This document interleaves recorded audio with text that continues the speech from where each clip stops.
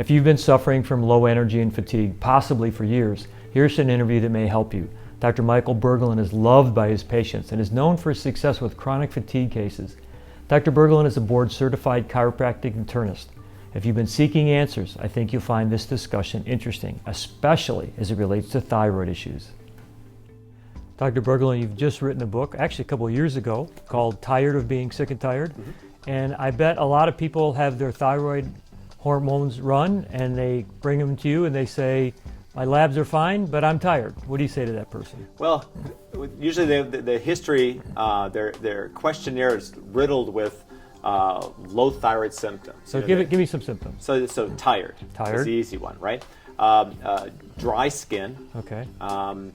Their hair, nails is falling out, or their nails crack, break, peel rather easily. Okay. They a lot of times they have pain. They can have chronic pain. Okay. You can have elevated cholesterol. Elevated glucose. Elevated blood sugar. Yeah. Right. They can have weight that they can do a ton of different things to try and lose weight. They can exercise 6 days a week, and they can't seem to get weight off of them. And if they even they're the people that say, I just look at food and I gain weight. Right? Yeah. And so and I'm not saying like that thyroid is the ultimate weight loss tool, but with that block, with that boulder on your path, right, you won't lose weight. Yeah. Right? It'll be extremely difficult, and you'll be fighting this huge, because thyroid is metabolism. Yeah. Right? Thyroid is the regeneration of tissue. Thyroid helps the body regrow things. That's why the hair falls out. That's why the nails won't grow, and that's why people get chronic pain, because they're not repairing. I heard a doctor once say that the thyroid is like the thermostat and the liver is like the furnace. And if you don't turn that furnace, if the thyroid's not working, it's not turning the furnace up. And if the fires aren't going, you're not burning a thing. Exactly. Yeah. And I'm a big fan of figuring out all the patient's flaws, right? And not so I can pick on them, so to help them get over stuff. And again, thyroid is foundational. Adrenals are foundational. Yeah. Having good sex hormones, between testosterone, estrogen, progesterone, those are foundational, right? And then eating. Proper eating, good healthy eating is foundational, and we need to figure out what you need. But a lot of the patients that they'll go down the list and they'll just have all these low thyroid things. Yeah. And I then get to hear them go, like you said, but my labs are fine. But my labs are fine. They go, look at the TSH, look at this.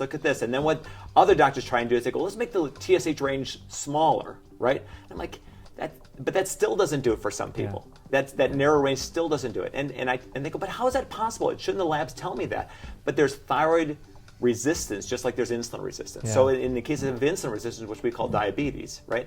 The insulin will be perfectly fine. In fact, it might even be elevated, and the person still can't get sugar out of their bloodstream. It's still stuck in there, right? Yeah. And so that elevated sugar and that elevated insulin tend to be inflammatory and toxic to the system. Even though they're supposed to be there, you get too high, they get toxic.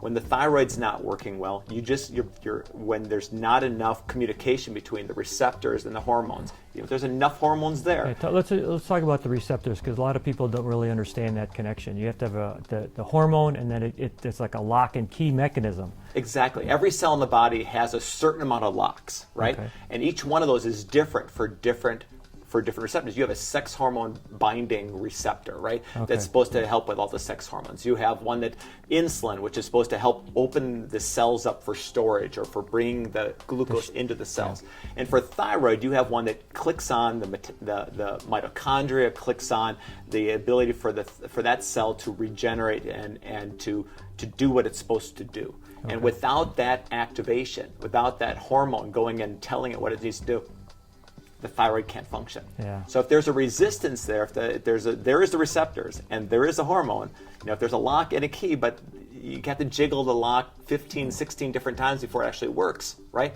Then you need that much more hormone. And unfortunately, then there's other parts of the body that might have a better lock and key. And what happens is, well, let's just crank up the hormone. Well, the problem is the heart's then beating massively fast, right? Yeah.